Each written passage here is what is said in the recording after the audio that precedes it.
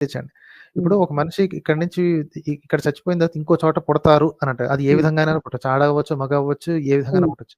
హ్మ్. మెకానిజం ఏంటి అని అడగండి. హ్మ్. ఈ మనిషి చేసిన పాపం హ్మ్.